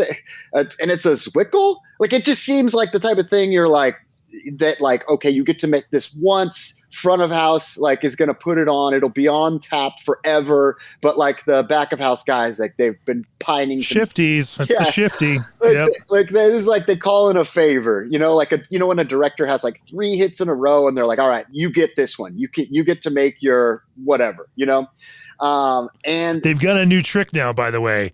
You let it lager longer, but you pull a little bit off, put up, keg off a few. So you got a little bit, but then let the rest of the batch lager a little bit longer. Mm-hmm. And then, 2 months later, pull it off. And now you've got, it's a fantastic brewer strategy to make these shift beers really work in a commercial environment. I don't know if you've ever talked to the owner, but Scott Seelix, he's obsessed with LODA, the low oxygen like setup. Like this has been all the rage. People are calling it a pseudoscience, but like in German homebrewer forums, everybody's been going nuts for LODA. Like, like even when you mill, like you could be increasing your oxygen content, even when like at every step analyzing how to get less and less oxygen. And it is really evident that they take a longer lagering time. They are focused on this low oxygen approach. If you're curious about this, I don't know if it's working, but it's working for them. It really, really tastes different. It really tastes good. And like I said, being a dad, 3.3%, you don't even feel it. Like it's a great, nice, relaxing thing. So good on them. Awesome. What's next? North Park. Year after year, I'd get people yelling at me like, why don't you put North Park? Why don't you review more of them? And San Diego knows them. San Diego I'm not revealing anything to anyone in that area. They've been making great stuff all year long. And I had so many different variants of like their hoppy offerings. And when it comes to West Coast IPAs, this is just like, it's like taking a page from the early 2010s, improving on it. It's like Alpine never sold to Green Flash. Like it's like this dystopian Portlandia of Tomahawk hops are still like being used and stuff. But Alex Kidd multiverse of beer madness. And in how many universes has West Coast IPA been popular? None of them. But it does a great job at really hitting like these like melon notes, and then obviously having like a great like resinous like acerose raked foliage type of body to it without going sea malts, without going that sticky like caramel backbone that like you were seeing so much out of the Midwest. It is fantastic. It is so drinkable and really well done. Well, it's funny that you mentioned North Park because they are also one of our top 20 beers of the year and our editor's picks. Not Hop Foo, it was Birdie to Bogey, their California Pilsner that scored so highly, that topped the category in our lager issue earlier this year. And that's the one that got the nod in the best in beer. But also, again, Courtney Eisman and you align, and she had Cool Stash, their cold IPA, on her critics list. Also you just watch these things showing up over and over again. But again, right, the World Beer Cup judges and JBF judges also know just how effective North Park has been. It's been awesome to see them just crush it, in all the major competitions. And so in a way, we're just an echo chamber, just repeating what people already know. But at the same time, hey, congratulations, North Park. Amazing beers. What's next on your list? We are going north of the border. We're going to Toronto with this brewery, Godspeed. And I don't know if anybody is up on them, but like what I do is I try and keep They should read the Breakout Brewer story from last year in Craft Beer and Brewing magazine, along with the recipe for a green tea IPA. Stephen Beaumont wrote the story. Has been a big proponent of them. And so it's all out there. We were on the story pretty early on. Yeah, you guys really had like, I trying to also keep my finger on the pulse of what people are interested in so that I'm not constantly reaffirming things that are already selling on the secondary and, whale slaying. And every once in a while, you'll catch a heater where you're like, I don't know, is this like good asterisk relative to your local area?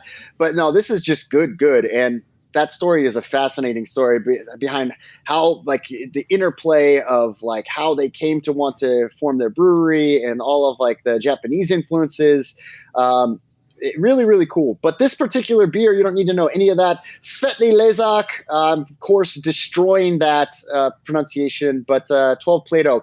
This is a Czech pale lager, and you're seeing these as like kind of an alternative in a way. I want to say as like a softer, more delicate Italian Pilsner, like alternative. Like if I could describe the segment that they are occupying, and I really like that because sometimes Italian Pilsners are kind of come across as IPLs to me. They're getting so crazy with it that like I like it to be ratcheted back, and this really IPL does not exist. It's a fake thing. Okay, it's Okay. completely. We don't use that word anymore.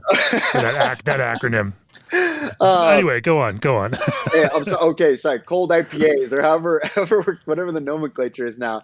But Hoppy lager, yeah. Hoppy lager, yeah. So, but this really like had this nice like sweetness and like this biscuity quality that was just so drinkable, and also brought it on the show. And it's so fascinating to bring things on where I'm like, I want to get another set of eyes on this just to make sure that I'm not getting swept up in people telling me it's good. And usually if I can get Michael from my show to agree to it, it's probably pretty good because he doesn't like much of anything. So he's your curmudgeonly foil there, huh? yeah, exactly. Yeah. But yeah, I mean, in terms of like noteworthy Canadian breweries, absolutely check out Godspeed. Also on Kate Bernat's list, not the same beer, but a different beer, also from Godspeed. So again, Bizarre. So bizarre.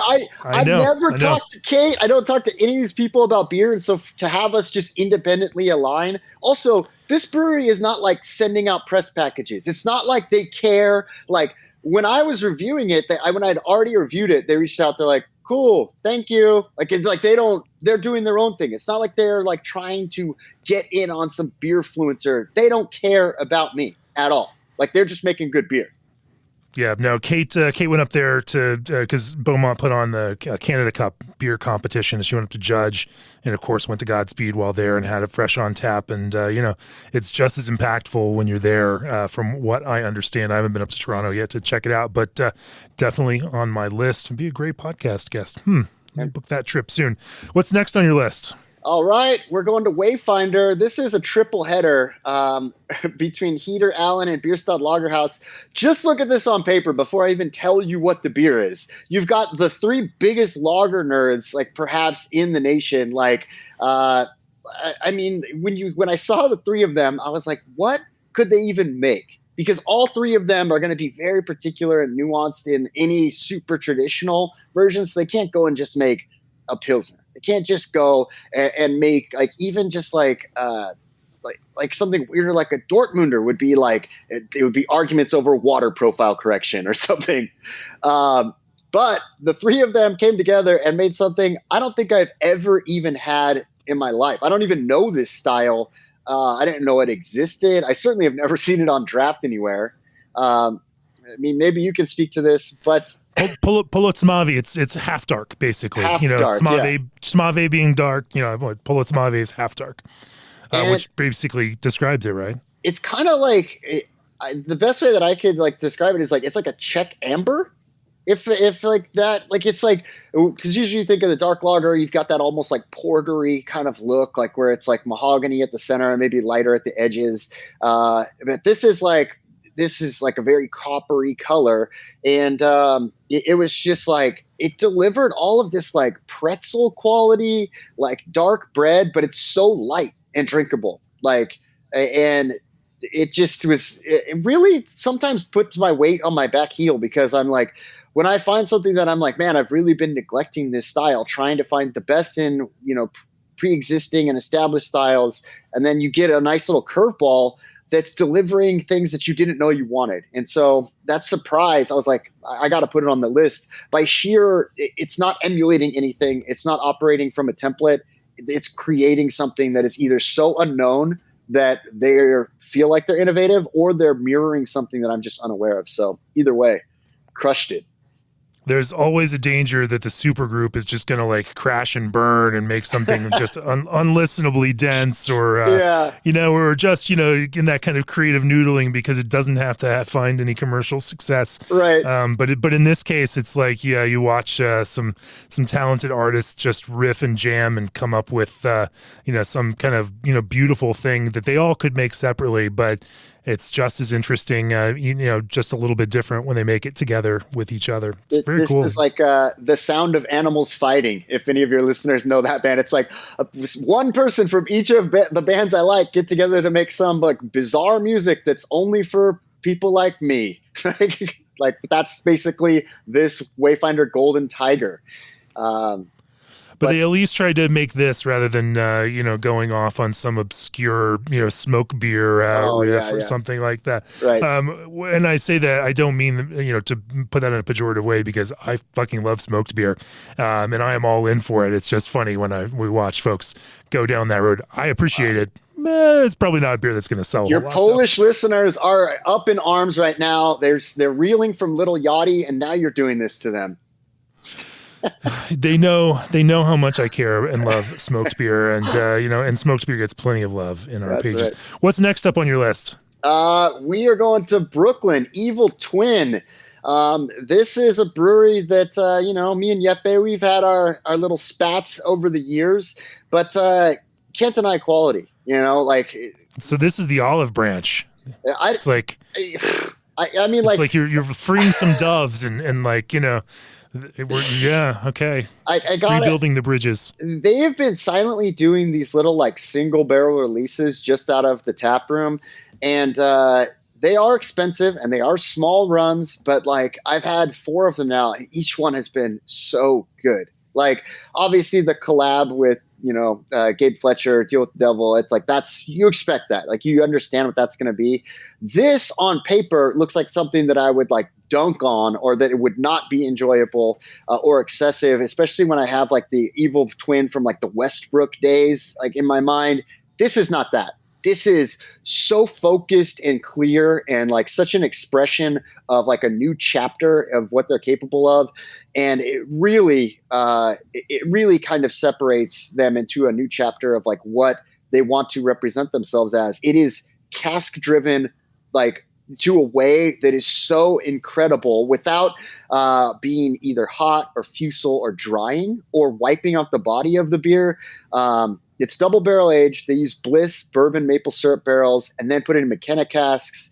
It is just, it's crazy. The maple is so soft. It doesn't become this like IHOP adventure. It is like, it's there to structure and provide like a nice like caramel backbone to this stout. And it is just, it's so well done. Awesome. What's the last of your 10 favorite beers of 2022? This one, you go back to Lagerville. 5 lagers, if I'm counting correctly. 5? Half of your list, lagers this year. But they're all such different lagers. Like there's not like a single Pilsner on here. These are all wildly different representations from different parts of the country doing totally different things. And this brewery in particular, everyone was in my inbox talking about cohesion. And I go and I look at their webpage. They've been open for like 6 months. And I was like, they don't have distro. They don't even have packaging. They don't have any way. Like it's literally just you show up and there's Lucre taps and you just drink. Like that's it. That business model is they have 3 main beers and then like 1 special beer sometimes. Like, and I was like, why am I getting so many messages about like this? It has to be amazing. There's no way that this is this good if these independent... Wait, Coloradoans were trying to blow up their own spot with you? I thought they tried to hide everything know. from the rest of the country. That's like in Atlas Shrugged. Isn't Colorado's where like the productive people make their dome to hide, like, or whatever like that society is? I don't know. It's been a long time since I was 16. So, but yeah, usually Colorado is not hyping up things. They're just silently drinking it. But Cohesion, Vanoci Speciani Pivo, and it is so insane. It only comes in a 32-ounce crowler if you can get someone to go and get you one. This is in your backyard. Jamie, have you been there? Have you been to these guys? I've not only been there, I've podcasted with Eric. And in fact, over for JBF, actually got a request for some friends to go visit. So I dropped Eric a note and popped over there with Vinny Chilurzo and Garrett Oliver. So they wanted to go check out Cohesion. People are paying attention. And while we were there on Friday afternoon, of JBF, there was a line of brewers at 2:00 in the afternoon out the door. Oh. Lined up for Cohesion lagers. So I would say that amongst brewers, the word is definitely out. Yeah, I mean, it is the real deal. Like they can't make beer fast enough. They just got some new tanks in to try to keep up with the demand, because especially through JBF. I mean, they got tapped out. It's a cool thing to see, but I think that kind of focus and that passion is what I think there's a big part of that future happening now in craft beer, and I love seeing it. It's such a weird thing to be in a place where, like Denver. I mean, I'm not in Denver, I'm an hour north, but where you can have Bierstadt if you want German-style lagers, and you can have Cohesion if you want Czech-style lagers, or, and then there are at least 4 or 5 other lager-focused breweries in the metro area. Amazing. Doing the same, it's really such a cool, weird beer world that we live in these days. And it is cool. Like, they become legitimate destination spots, which we had previously been losing because everyone was ramping up and canning and scaling. This is something that I legitimately was like, a 32-ounce crowler is the appropriate serving size for this beer. I drank the entire thing. I almost never drink an entire anything, because I have too much content to mow through. This was one thing that I just kept filling my glass, and it's like low ABV, like light in body, but it provides so much spice and, like multi-grain bread, but like also this like interesting like nutmeg sort of like menthol wintry thing on like in the hop profile in the end. Just fantastic. So absolutely check out Cohesion if you are in Colorado for any reason. They're not afraid of malt, and I love that. It is a well-structured lager, but with a significant malt component. It's not a crispy boy in that sense. It definitely has that structure. It's very easy to drink, but it is not that super thin, super light lager. These are lagers of character. They are robust. Very cool. What's your personal hot take this year? Ooh, this was something that I started doing, like, that almost felt like performative or attention-seeking at first, decanting beer. Brad Clark, of course, from Private Press, has long been a champion of this, literally putting out Private Press, like, branded decanters to get people to do this. I kind of was torn on it. I was like, you're degassing it. Like, who am I? Tio Musso over here trying to make the next Ziyao in my kitchen. But I'm going to say it. Like, I've done it with Private Press beers. I've done it like with other ones. And I've even tried outside strong ales and other styles. It can be very interesting. It's fun to experiment with, decanting them. It isn't some pretentious thing. Like, you're going to lose a little bit of the carb, you're going to lose a little bit of the temp, but you can kind of explore and open your beer up in the way that, like with the bourbon, you add a little drop of water, it kind of pulls apart the seams. That's what it feels like, and I urge you to check it out. It's like, do it at home. Don't have people around when you do it. You are going to get shit for it. It looks ridiculous, and your friends are going to roast you. So just keep it like your secret. You decant in private. Or just get that decanting pouring spout. I feel like you get really self-conscious about it. Like, we're going to aerate as we pour rather than, anyway, there's plenty of ways to get around that one. Well, what's a beer style that you're excited to see growing? This is going to be no surprise here. Not only Czech lagers, but specifically the Czech dark lager. Growing up, I went to Berkeley for undergrad, and there was like this spicy, like ubiquitous beer, Death and Taxes. And for years, No one made a Czech dark lager, let alone as their flagship beer. I never saw it. And every time I had Death and Taxes, I always wondered that. I was like, this is untapped potential. And Moonlight silently was just doing it for decades. And now I'm seeing more and more people make them. And more importantly, I'm seeing people buy them. I'm seeing them like in Instagram feeds. People are taking pictures of Czech dark lagers, which is like, I'm so happy to see it. It's a style that I've enjoyed, and it's really pulling in people from every segment. People that enjoy pilsners, or people that are like getting palate fatigue from big stouts and they want something porter adjacent, or it's like it is a weird catch-all bucket that is growing, and I love to see it. Fantastic. Well, Alex, it's always great to talk to you every single year for your critics list. Thanks for sharing your thoughts. If people want to follow what you guys do, where can they find you all? You can find me on Instagram at Don't Drink Beers with an S. You can check out the formal long-winded reviews on don'tdrinkbeer.com. And I urge you to check out my podcast, Malt Couture. We've got tons of Patreon content as well that we do, video episodes and all kinds of other stuff. But check out the podcast and take it from there. Great talking with you. Cheers. Cheers. For our final critics list, we go to Thailand, where Joe Stang, our managing editor, is talking to me remotely. Joe, how are things in Thailand? You just finished up the Sea Brew conference down there with a whole bunch of brewers in Bangkok. Yeah, man, that was really cool to meet a lot of brewers from the region over here, from around Asia, actually. And Charlie Papazian was here, actually, to hand out some awards and stuff. So that was pretty cool to get to meet him here in this context and see him, and everybody, of course, here knows what he's meant to craft brewing and to home brewing. So that was really cool. But also, it's frankly, just to plug ourselves a bit here, it was really cool to meet so many brewers who already subscribed to the magazine and had heard of us and listened to the podcast, even over here on the quote unquote other side of the planet. Fantastic. You are trying to work in some of that Southeast Asia, South Pacific influence into some of your lists to, again, keep our coverage broad. I'm not going to ruin anything, but let's kick into your top 10 beers of 2022. Well, the first one is one that is one of those beers that might be on this list any year I get to drink it. And this is the Benedict 12 degree from Benedict Svetli Ležák, from Prague. And I can thank Evan Rail for introducing it to me, some years ago. But it's just one of those deals where a friend was coming here to the beach, happened to be in Prague like a week before he was coming, asked if I wanted anything from Prague. I'm like, yeah. So a couple liter-sized PET bottles show up in his luggage.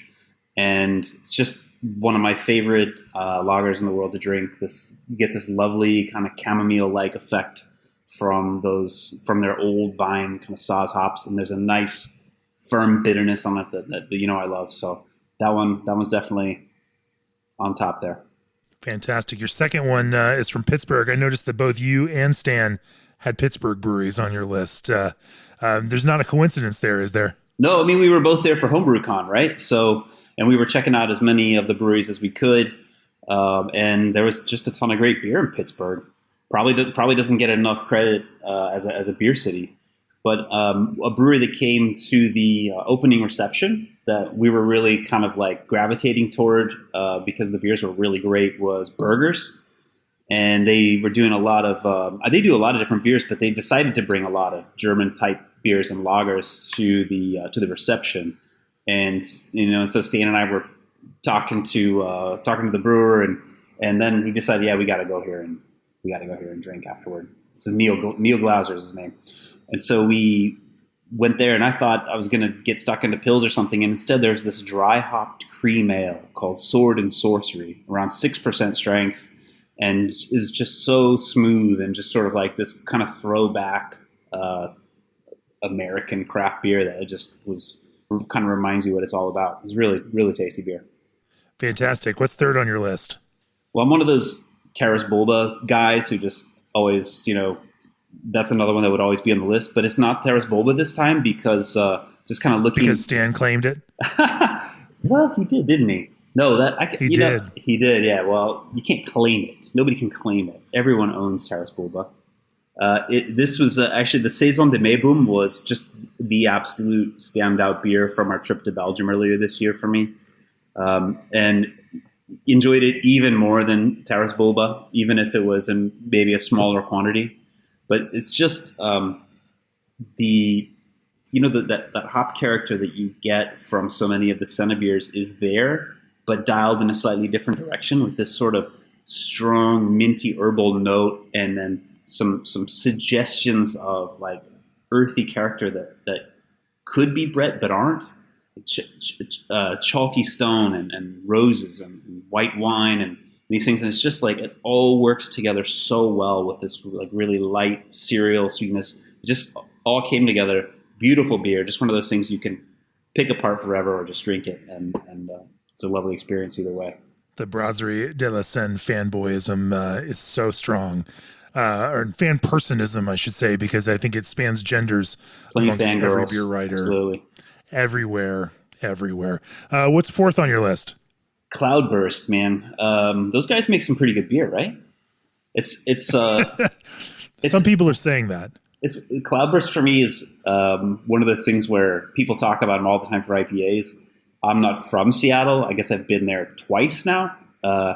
And it's just one of the things where at the end of the year, I look at my notes and it's like, there it is. There's another Cloudburst beer at the top, near the top of the list. Once again, this time it was their fest beer that we tasted during the Best in Beer tasting. And it just was an absolute standout for me. It's really bright, pure, clean malt note that holds it all together. Enough heft there to make it work, but yet nice, dry, crisp finish. Enough bitterness to balance it, like maybe even a little bit more, which I really like. And it was just a really lovely beer to drink. I would have loved to been in Seattle in the fall to drink more of it. Fantastic. You go in a different direction for beer number 5. Yeah, so this was another one that, and I visited Bluewood in St. Louis over the summer to talk about barrel aging and their approach to blending, and that was really, really cool to see what's going on there. There's so many breweries in St. Louis that are known for these big, fat barrel-aged stouts, and Bluewood is, one of the, not even quite on that radar yet, but they're doing great stuff, and this one again came up during blind tasting, and it's just like hits all those naughty comfort centers of richness and chocolate and calories and holidays and walnuts, and it's just like a big blanket you want to wrap around yourself and have at the end of the night. And it's a really lovely beer. This is the Bluewood Relic WC 4 zeros and a 5. It's one of their blending elements, I believe, and also stands very well on its own. Yeah, this one came to us in a kind of hand-labeled bottle, and so I'm just going to go with it that this is what that beer actually is. Next on your list was a beer that we had in Belgium. Yeah, so the draft Gers from Tilkamp still feels like a perverse kind of pleasure to me, because I got into Gers back when Gers wasn't supposed to be on draft. It was, only bottles. And of course, now we're learning more about the history that in fact Gers used to be on draft originally. So it doesn't seem quite Thank you. Yeah. Thank you, Ralph Meertz, for that book that dispels a lot of those old lambic myths. Indeed. And so it still feels a little sacrilegious, though, and maybe that's part of the pleasure. But just the fact that you can have a beer of Guersy complexity around 5% alcohol, and because of the Meertz that's in there that dilutes it somewhat, it's just so easy to drink and really refreshing. It's one of those things I got to do every time I'm in the Brussels area. Anything you do to remind me of that amazing trip earlier this year just hits those like beautiful nostalgic pleasure centers in my brain. And we got to go back. I know we've got to go back. I just get like these rosy warm feelings every time I get to remember that. And so yeah, let's plan the next trip. What's next on your list? So this was a beer that I was lucky enough to enjoy in Bangkok, of all places. The import scene is really fun here and random. We've got some importers bringing in some really cool stuff, but it's not always what you'd expect. And sometimes you get these really cool surprises. And so you go to a hip bar with a lot of taps. Of course, and beer is quite expensive here, imported beer too. So you got to make it count. And what's on tap? But there's like a Boneyard tap takeover. It's like, what? Boneyard in Bangkok. Let's go. So Hopawili was one of my favorite IPAs that I had all year, and it came, all the way from Oregon to Thailand. So there it is. It's just nice, old school in its bitterness, but so like beautifully lean, huge like Pacific Northwest citrus pine punch, and yet it just finishes so kind of like clean and makes you wonder what happened to that big smack. And then you got to go back and get more. And we're talking a pretty strong beer as well. So that was really fun to drink. And would have been nice to go to Bend and do it in person. And I got that on my list again to do. Bend is a wonderful place. I was there earlier this year. Didn't get a chance to go to Boneyard while I was there, just because it was a very, very quick trip. But it is always on my list, and Boneyard's amazing beer. Also, a nice testament to the brewing craft that a hoppy beer could make it on a ship to Southeast Asia in that kind of shape and still hit you in that kind of way. Some of them are flown in, and I think that's really smart. Oh. Yeah, and I think that especially for the IPAs, they're just flying them straight in to keep them as fresh as possible. And I don't always know what was flown in, what was sailed, but the cold chain is pretty solid, even if it's sailed. So you just hope for the best. You're often disappointed. This next one is one that I was not disappointed by. This is another one that came from Washington State. Over to Bangkok, and this is from Fremont Brewing in Seattle, the Baxter Cold IPA. And I don't know what vehicle it arrived on, but I know that it tasted fresh. And as soon as it became available, I grabbed a few cans and threw them in the fridge and really enjoyed each one and got stuck into it. It was what I look for in a cold IPA. I don't know that West Coast IPAs really were ever like this, but in my mind they were. And I wanted them to be like that. This, lovely, lean, bright character, just that crisp bitterness, but plenty of bitterness.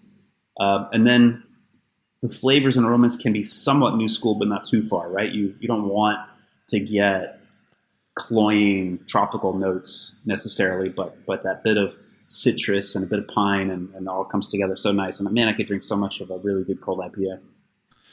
100%. I'm right there with you. What's next on your list? Well, this is such a fun beer, man. So this was another one that was, frankly, I think we can say this, right? It was really close to making the best in beer list.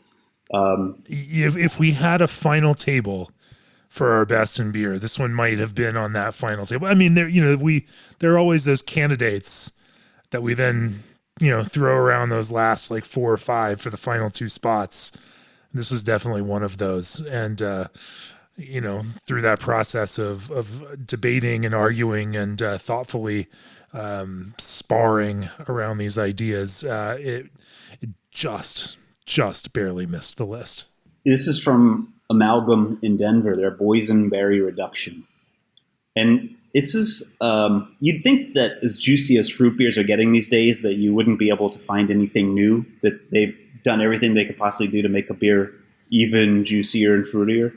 So what they did at Amalgam was take a boysenberry beer that was already oak aged, and then they re-fermented it with a bunch more boysenberries, then put it through the ice box process, some fractional freezing, taking that super juicy concentrate, and then bottle it in this like narrow, clear bottle like an ice wine. It's just a cool presentation, an expensive beer to make. I'm sure an expensive beer to buy. So, as always, privileged to get to taste something like that. And it was just, it brought back like childhood memories of swimming all day and jumping out and somebody's made this like fresh berry cobbler and it was just all there. It was really, really a cool beer.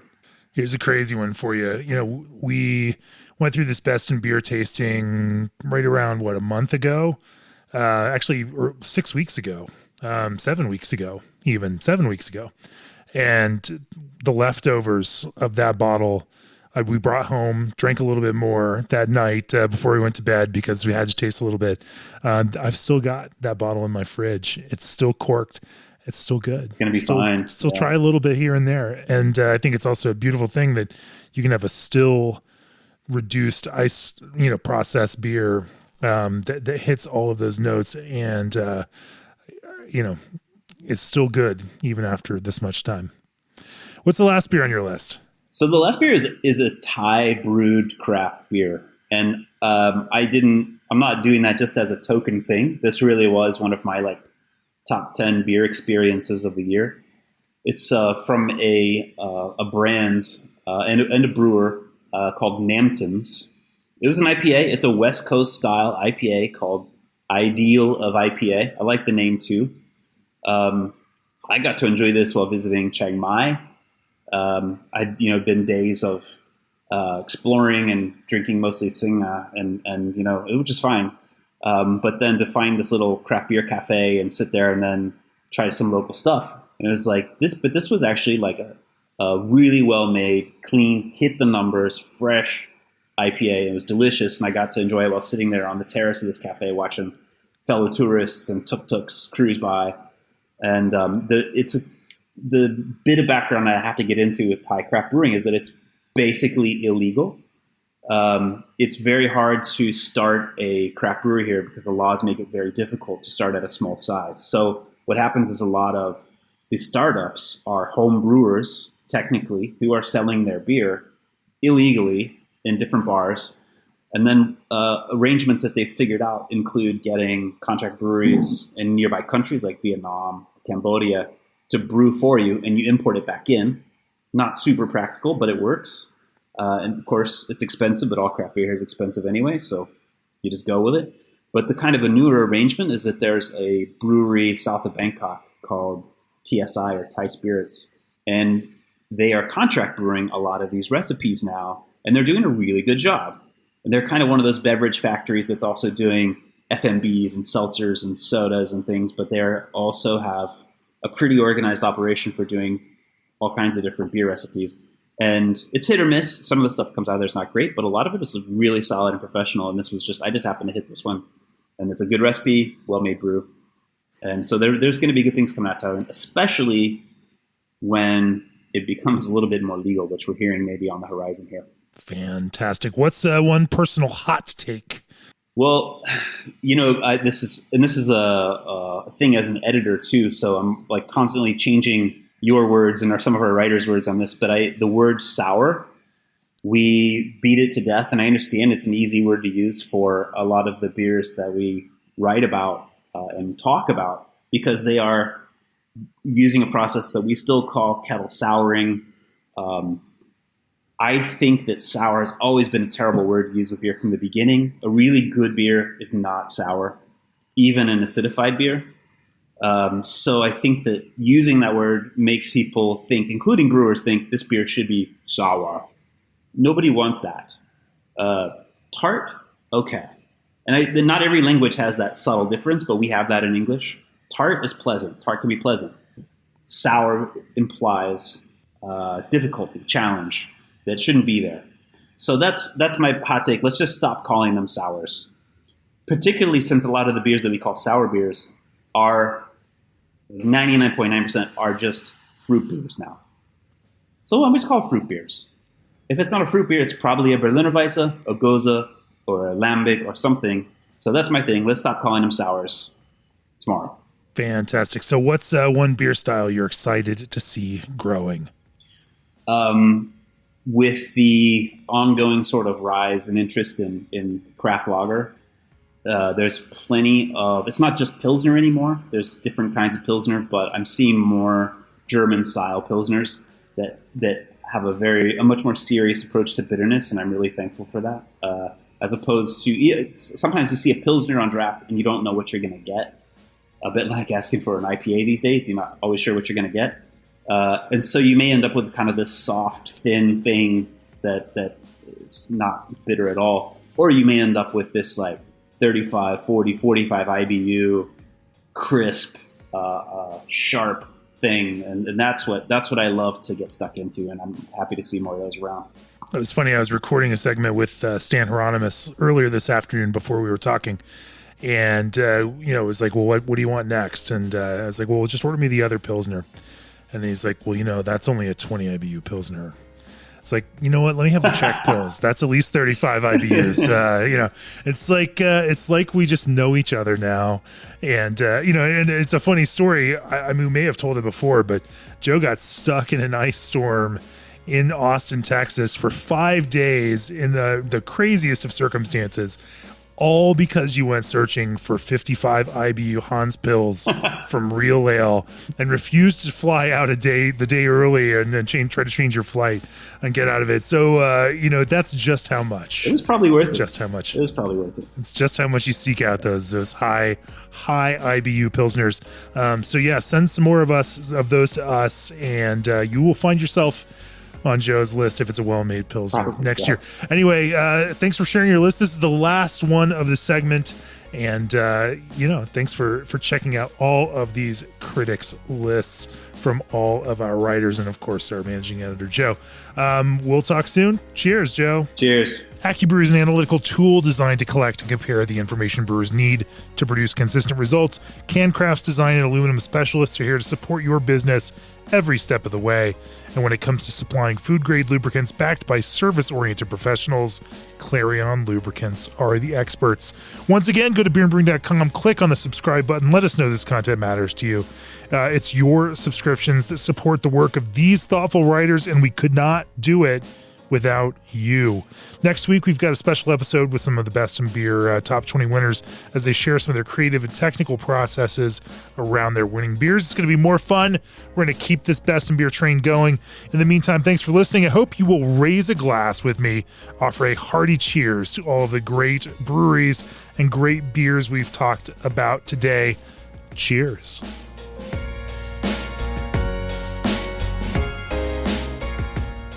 This podcast is brought to you by Craft Beer and Brewing Magazine for those that love to make and drink great beer. Learn more online or subscribe at beerandbrewing.com or find us on social media at Craft Beer Brew.